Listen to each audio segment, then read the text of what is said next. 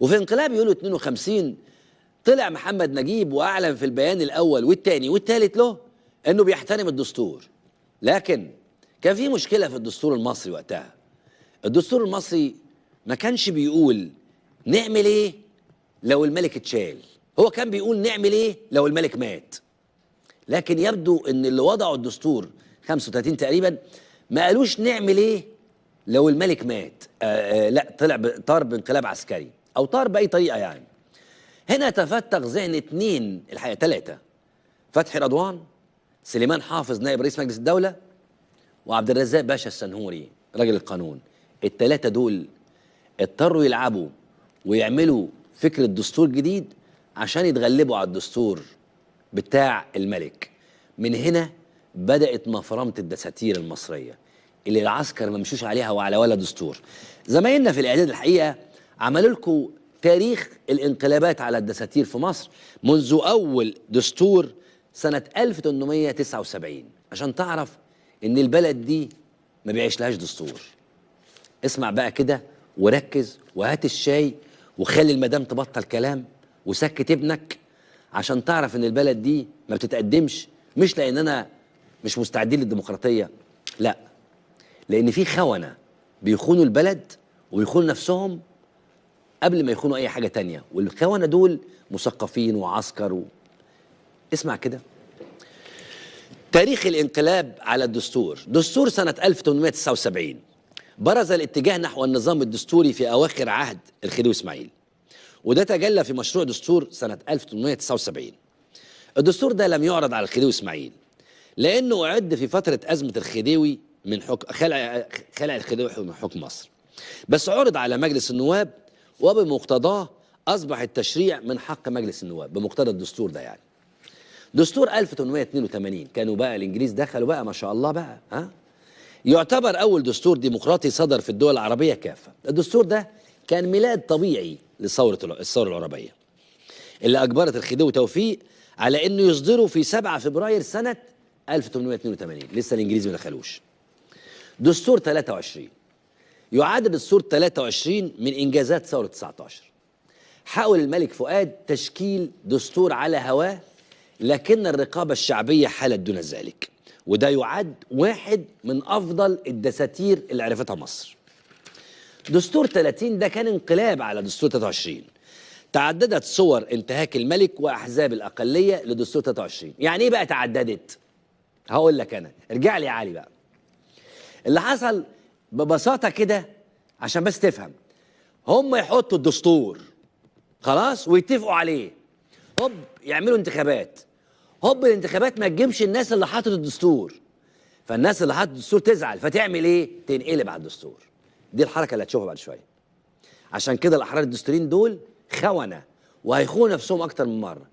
أول ما الدستور يجيب ناس غير اللي حطوا الدستور الناس تزعل وتتقمص، وبالتالي يلغوه من أول دستور 30. تعددت صور انتهاكات الملك وأحزاب الأقلية لدستور 23، ومع ذلك بلغ مداه عام 30 عندما ألغى فؤاد الأول دستور 23 وحل البرلمان، وأعلن دستور جديد هو المعروف بدستور 1930 أو دستور صدقي باشا. وفي العام 35 قبل ما نلغي بقى ده بقى اللي في مقال توفيق دياب اللي جابه الأستاذ عبد العظيم حماد، اللي هو إيه بقى؟ دستور 30. لما الملك فؤاد ألغى دستور 23 وعمل دستور 30 طلع توفيق دياب كتب المقال ده اللي حضرتك سمعته، وطلع توفيق دياب عاير الناس وقال لهم يا جماعة انتوا اللي اشتركتوا في الدستور وقعدتوا تقولوا لنا ده احنا ما حصلش 23 ده ما حصلش، هم نفسهم اللي قالوا على إلغاء الدستور سنة 30 انه لا احسن دستور 30 ده زي الفل، 23 كان وحش، مع ان هم اللي اتغنوا. نفس القصة هي. نيجي بقى نكمل مع بعض. في العام 35 وتحت ضغوط شعبية تم إلغاء دستور 30 والعودة لدستور 23. نيجي بقى للانقلاب العسكري.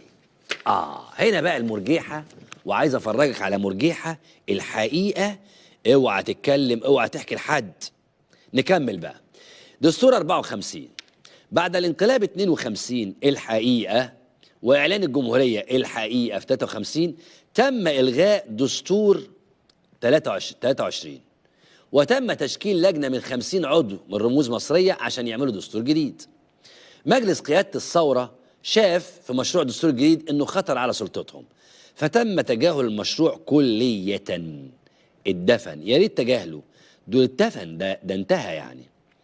ماشي، يعد دستور 56. شوف هم خلصوا في دستور 54، عملوا دستور تاني في 56. يعد هذا الدستور هو الأول في تاريخ مصر كجمهورية في إعقاب انقلاب يوليو 52. تم إعداد هذا الدستور من قبل حكومة الثورة، وتم الاستفتاء عليه وإعلان جمال عبد الناصر رئيس لمصر سنة 56. ماشي، نسكت بقى؟ ما نسكتش. نسكت ليه؟ في 58 تم عمل دستور جديد، وفي عام 58 بعد الوحدة مع سوريا. هو مش دستور جديد بقى، هم خدوا من دستور 56 وعبد الناصر عجبوا المواد اللي حطها في دستور الوحدة مع سوريا اللي بتكرس السلطات في ايده. فلما خفت الوحدة مع سوريا عبد الناصر قال لهم طلعت بالله هنمشي على الدستور اللي احنا عملناه في سوريا ده، اللي هو انا الواحد الاحد كده. فعبد الناصر مشى ما حدث في دستور الوحدة مع سوريا. انما يسكت؟ لا، ما سكتش. فشلت الوحدة مع سوريا، وفشلت الوحدة مع سوريا ومع العراق. كان في وحدة مع سوريا بس، وفي وحدة بين مصر وسوريا والعراق، الاثنين فشلوا. فبعد ما فشلوا طلعنا دستور 64، وده كان دستور مؤقت صدر بعد إلغاء الحقيقة صدر بعد إلغاء الوحدة بين مصر وسوريا. قال لك لا، احنا مش عايزينه، يلا يا عم نكمل. نسكت احنا بقى؟ دستور 71. يا دي النيل. طب ما يا جماعة ما اقفوا على حاجة، اقفوا على حاجة. أعد الدستور 71 لجنة مكونة من 80 فرد بدعوة من مجلس الشعب. خلاص؟ وتم تعديل هذا الدستور عدة مرات، أبرزها سنة 80 لما وقفت مدام فايدة كامل في البرلمان وقالت كلمة مدة الرئاسة نخليها مدة الرئاسة، ومظاهرات وطبلوا أعضاء مجلس الشعب، لكن انطخ أنور السادات بعدها وما استفادش بالحكاية دي. تعديل تاني سنة 2005 عدل مرة أخرى سنة 2005، وفي المرة دي عشان ينظم اختيار رئيس الجمهورية بانتخابات مباشرة مش باستفتاءات. ماشي، نكمل اللي بعدها. وتم مقاطعة هذا الاستفتاء بسبب شروط الترشح التعجيزية وفتح المدد الرئاسية لمبارك. سنة 2007 جرى استفتاء بموجبه عدل الدستور مرة تانية. نالت التعديلات من الأشراف القضائي على الانتخابات، يعني جت عليها شوية، وأعطت رئيس الجمهورية الحق في إحالة المدني إلى القضاء العسكري. ده التعديل بتاع 2007. يعني الحقيقة منحته كان. نكمل بقى دستور 2011. بعد ثورة يناير كلف الجيش لجنة للقيام ببعض التعديلات الدستورية، وتم عرضها للاستفتاء في 19 مارس 2011. احنا فاكرينها كلها وكلنا وقفنا فيها يعني. المهم، ووافق عليها الشعب الأغلبية. بعد موافقة الشعب في الاستفتاء أصدر الجيش إعلان دستوري من 63 مادة به مواد لم يتم وضعها في الاستفتاء أصلا على الأساس يعني. نكمل اللي بعدها. دستور 2012. الحقيقة تشكلت جمعية تأسيسية لإعداد دستور جديد بحسب الإعلان الدستوري. بعد حوار لمدة 6 أشهر أقرت الجمعية الدستور الجديد. تم الاستفتاء عليه ووافق عليه الشعب بنسبة 64%. دستور 2014. بعد الانقلاب العسكري الحقيقة في 2013 تم التعليق بالعمل بدستور 2014، وتم تشكيل لجنة العشرة لعمل دستور جديد، وتم الاستفتاء عليه. ده بقى الدستور بتاع الواد محمود بانجو والواد برايز وسيد حجاب والإخوة إياهم يعني. وتم الاستفتاء عليه في يناير 2014، وقال لك ده أحسن دستور، ده احنا ما جبناش غيره، ده مصر مش عارف إيه، ده مفخرة الدساتير. أعلن السيسي عدة مرات إن الدستور ده اتكتب بنوايا حسنة. ما تعرفش حسنة دي تبقى مين يعني.